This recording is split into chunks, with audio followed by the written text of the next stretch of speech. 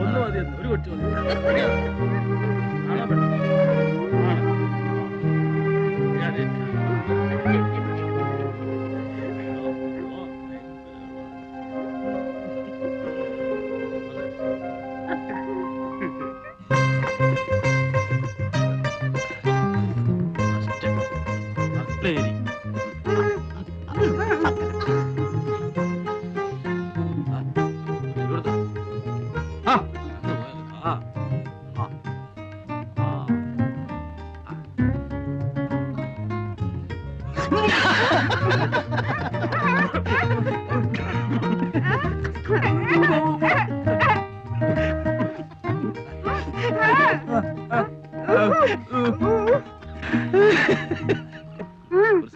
അവൾക്ക് അങ്ങനെയാ, ഒരു പാവാ.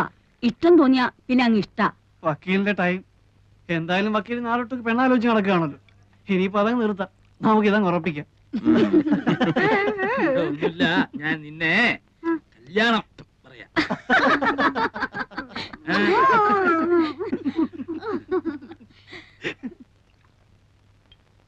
പാവാ, ഇണങ്ങിയാ പിന്നെ അങ്ങ് ഇണക്കാം. അല്ലെങ്കിലേ അതുപോലെയാ. ആ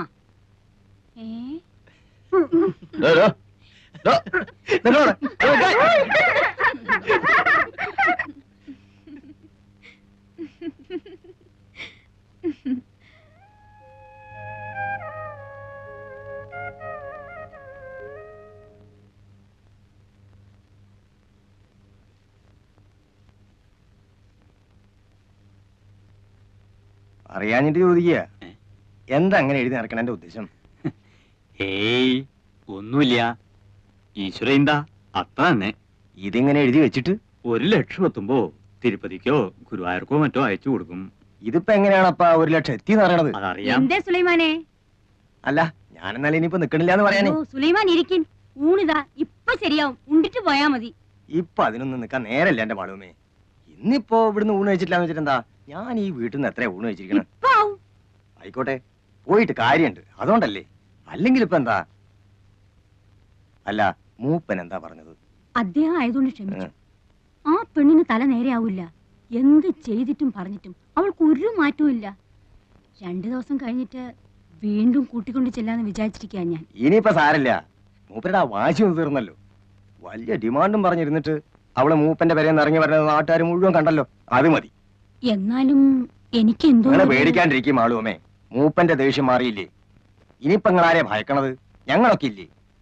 ഇവളൊക്കെ നേരെയാവും. 2 ദിവസം കൂടെ സമയം കൊടുക്കി. നേരെയാവാണ്ട എവിടെ പോവാൻ? നിങ്ങളല്ലേ ആള്.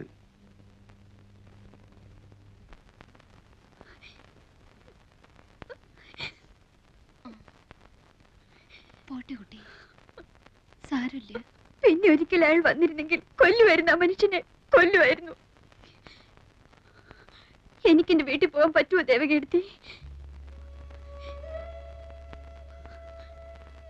ഗൗരിക്കുട്ടി, ഗൗരി,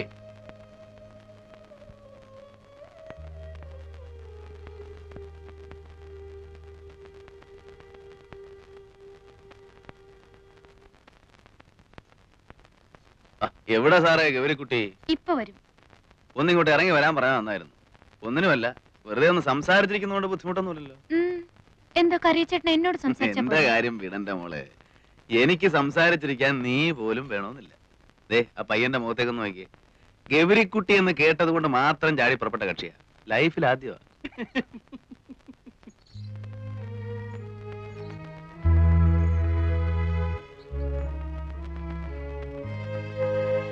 കാശ് വെച്ചാ കളി?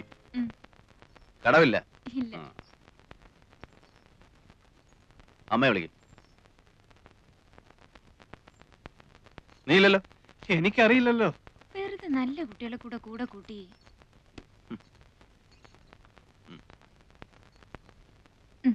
കടം പറയരുത്. ഇല്ലെന്നേ, ഈ കറിയാച്ചേട്ടൻ. അല്ല, മേനോൻ കളിക്കോ? അസലായി കളിക്കും. നമ്മുടെ കാശ് പോയോ? വേണ്ട, അവന് കളിക്കാനും അറിയില്ല, കയ്യിൽ കാശും ഇല്ല.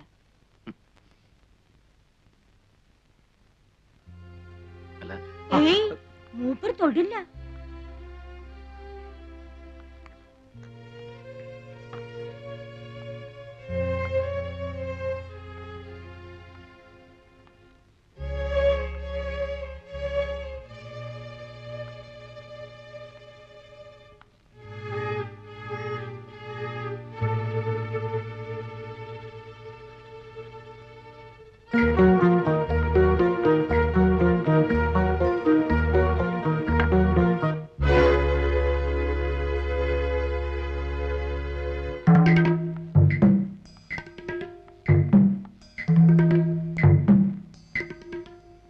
ആരാ ഉള്ളത്?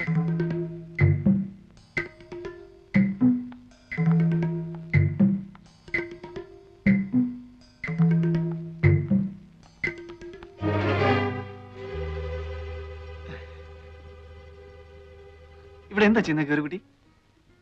വീട്ടിൽ വരുന്നവരോട് ഇങ്ങനെ പെരുമാറുക? ഞാൻ ഗൗരിക്കുട്ടിയെ കാണാൻ വേണ്ടിട്ട് മാത്രമാണ് വന്നത്. എല്ലാരും അതുകൊണ്ട് ഇങ്ങനെയൊക്കെ തന്നെ ആവും പറയുക അല്ലേ?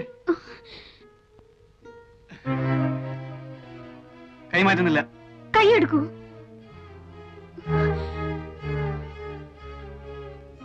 എടുക്കാം, പക്ഷെ ഒരു കാര്യം, ഒരു 2 മിനിറ്റ് എന്നോട് സംസാരിച്ചിട്ട് ഇവിടുന്ന് അനങ്ങുള്ളൂ എന്ന് ഗ്യാരണ്ടി തരണം.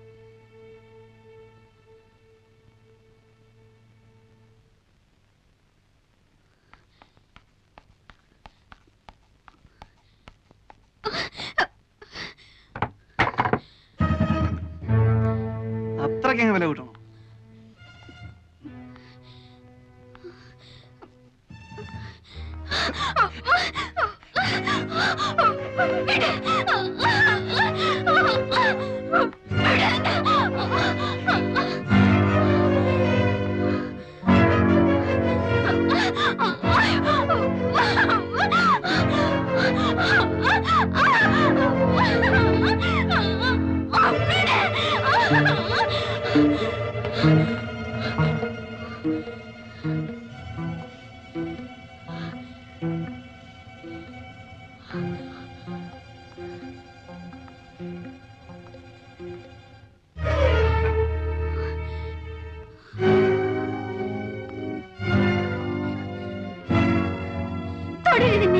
പതിവ്രതമായി കാണും.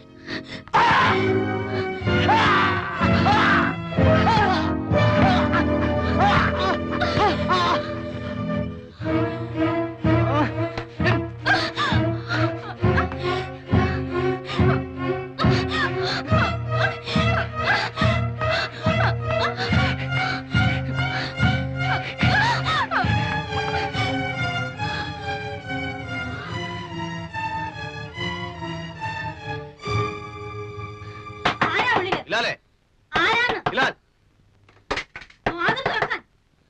ബിലാൽ, ആരാത്? ബിലാലേ, കതക് തുറക്കടാ.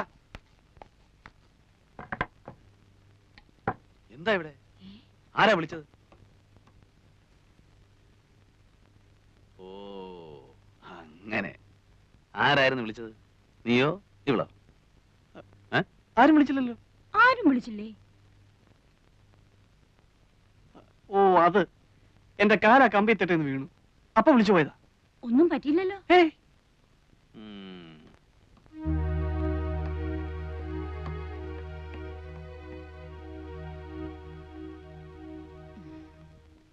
വന്നിട്ടിപ്പോ 4-5 ദിവസമേ ആയിട്ടുള്ളൂ. പെരുമാറ്റം ശരിയായില്ലെന്ന് വെച്ച് ഒന്നും തോന്നരുത് കേട്ടോ.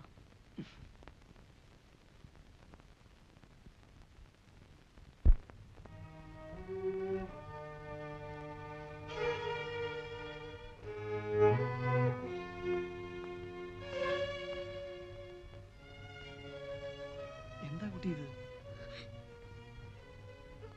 കുട്ടിക്ക് ഇഷ്ടമില്ലാതെയാണോ ഇവിടെ പറപ്പിച്ചിരിക്കുന്നത്? ചോദിക്കുന്ന ഉത്തരം പറയൂ. ഇവിടെ ഈ തൊഴിൽ നിൽക്കുന്നത് നിനക്ക് ഇഷ്ടമില്ലാതെയാണോ? കരയണ്ട, എന്നോട് പറയാം, ധൈര്യമായിട്ട് പറയാം. എനിക്കെന്തെങ്കിലും സഹായിക്കാൻ കഴിയുമെങ്കിൽ ഞാനത് ചെയ്യുകയും ചെയ്യാം. പറയുന്നത് നേരായിരിക്കണമെന്ന് മാത്രം. ദേ നോക്കൂ, കുട്ടി മാളൂമ്മയുടെ ആരാണ്? ചോദിച്ചത് കേട്ടില്ലേ? കുട്ടിക്ക് സ്ത്രീയുമായിട്ട് ബന്ധം വല്ലതും ഉണ്ടോ? ഇല്ല. ഇവിടെ കൂടെ ഒന്ന് താമസിപ്പിച്ചിരിക്കുക. എത്രയായി ഇവിടെ വന്നിട്ട്? 5 ദിവസം. 5 ദിവസമേ ഉള്ളൂ. അതിനു മുമ്പ് വീട്ടില്. ഏത് വീട്ടില്? എന്റെ വീട്ടില്. എവിടെയാ വീട്? ഗൗരിക്കുട്ടിക്ക് ഇതെല്ലാം എന്നോട് പറയാൻ പേടിയുണ്ട് അല്ലേ? ആരെയാ പേടി? മാളൂമ്മയാ? ഞാനിതൊക്കെ എന്തിനാ അവരോട് പറഞ്ഞു കൊടുക്കുന്നത്? നിങ്ങളോടുള്ള അടുപ്പം തന്നെയല്ലേ എനിക്ക് അവരുമായിട്ടുള്ളൂ. ഞാനിതൊന്നും അവരുമായിട്ട് സംസാരിക്കാനേ പോകുന്നില്ല. ഞാൻ ധരിച്ചത് ഇവിടെയുള്ള ഒരാൾ തന്നെയാ ഗൗരിക്കുട്ടി എന്നാണ്. അതുകൊണ്ട് ചിലപ്പം എന്റെ പെരുമാറ്റവും ശരിയല്ല വന്നിട്ടുണ്ടാവും. എന്ന് പറഞ്ഞിട്ട് എനിക്ക് അങ്ങനെ പെരുമാറാൻ സാധിക്കുമെന്ന് വിചാരിക്കണ്ട. എന്നെ വിശ്വസിക്കാം. കുട്ടി ഇവിടെ വരെ ബലമായി താമസിപ്പിച്ചിരിക്കുകയാണെങ്കിൽ അങ്ങനെയാണോ? അതെ. കുട്ടിക്ക് സ്വന്തം വീട്ടിൽ പോകണമെന്നുണ്ടോ? എങ്കിലും ഒന്ന് വിളിക്കാതെ എല്ലാം എന്നോട് പറയൂ. ഞാൻ വിചാരിച്ചാൽ എന്തെങ്കിലും ചെയ്യാൻ കഴിയുമെന്നുണ്ടെങ്കിൽ ഞാൻ അവനുവേണ്ടി ശ്രമിക്കാം. പറയൂ, എവിടെയാ കുട്ടിയുടെ വീട്? പുഴയ്ക്കക്കരെ. പുഴയ്ക്കക്കരെ? അമ്പലത്തിനടുത്ത്. വീട്ടിലിപ്പോ ആരുണ്ട്? മുത്തശ്ശി. മുത്തശ്ശി മാത്രം? നിങ്ങൾ എന്നെ എന്റെ വീട്ടിലെത്തിക്കൂ. എല്ലാം കേട്ട് കഴിഞ്ഞിട്ട് പറയാം. അത് നേര് മാത്രം പറഞ്ഞാൽ. ഞാൻ നുണ പറയില്ല. പറഞ്ഞിട്ടേ ഇല്ല? ഇല്ല, ഞാൻ നുണ പറയില്ല. വീട്ടിൽ മുത്തശ്ശി മാത്രമേ ഉള്ളൂ എന്ന് പറഞ്ഞ നേരാണോ? അതെ. അതെന്താ അങ്ങനെ? അമ്മയും അച്ഛനും? അമ്മ ചെറുപ്പത്തിലേ പോയി. അച്ഛൻ നേരെ കല്യാണം കഴിച്ചു? ഇല്ല, ഞാൻ അച്ഛന്റെ ഒപ്പമായിരുന്നു. 3 മാസമുള്ള എന്റെ അച്ഛൻ മരിച്ചിട്ട്. എങ്ങനെയായിരുന്നു അച്ഛൻ മരിച്ചത്? കമ്പിന്ന് വീണിട്ട്. കമ്പിന്ന് വീണിട്ടോ? ലൈൻ കമ്പി ഇല്ലേ, ലൈൻ കമ്പി, ഇലക്ട്രിസിറ്റിന്റെ ലൈൻമാൻ ആയിരുന്നു എന്റെ അച്ഛൻ. ഒരു ദിവസം പോസ്റ്റിൽ നിന്ന് വീണു. കുറേ ദിവസം ആശുപത്രി കിടന്നു. ഒരിക്കൽ പോലും ബോധം തെളിഞ്ഞില്ല. അവിടെ തന്നെ കിടന്ന് മരിക്കുകയായിരുന്നു എന്റെ അച്ഛൻ. അവിടെ വെച്ചാണ് ഞാൻ ഈ സ്ത്രീ ആദ്യം കാണുന്നത്.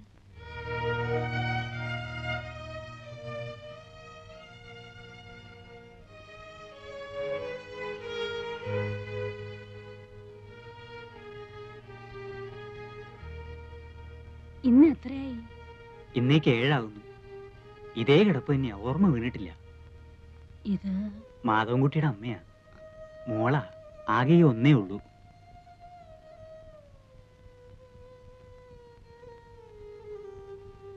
വാ മോളെ.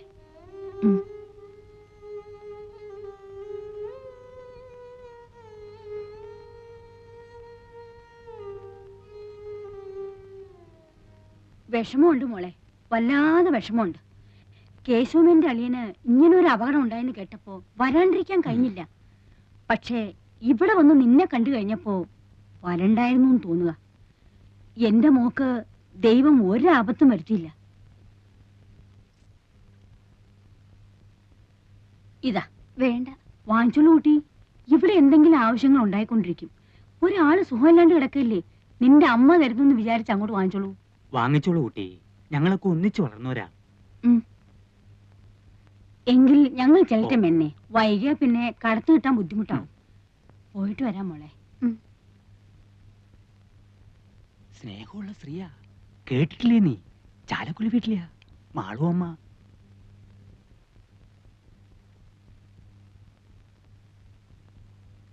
എന്റെ അച്ഛൻ മരിച്ചപ്പോൾ അവർ വീണ്ടും വന്നു.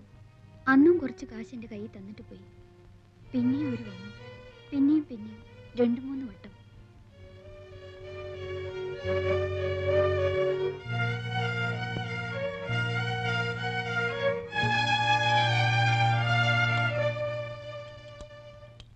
അമ്മയ്ക്ക് ഇഷ്ടക്കേടൊന്നുമില്ലെങ്കിൽ അവൾ അവിടെ നിന്നോട്ടെ.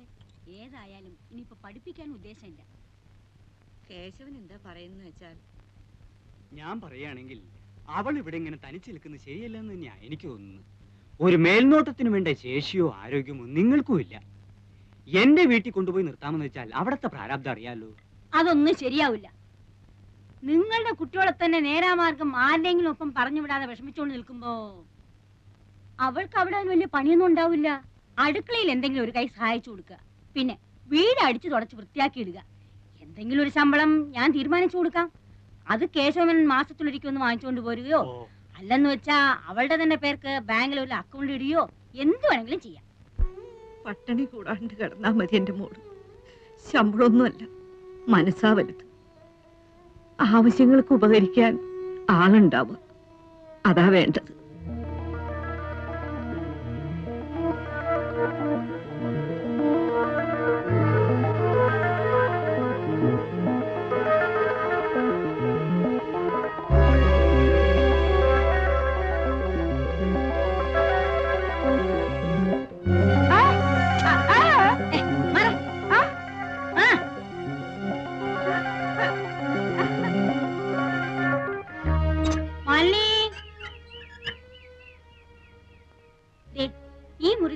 കേട്ടോ.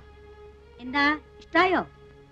ഇത്ര വലിയൊരു മുറി ഇവിടെ എല്ലാം വലുപ്പമുള്ള മുറികളേ ഉള്ളൂ.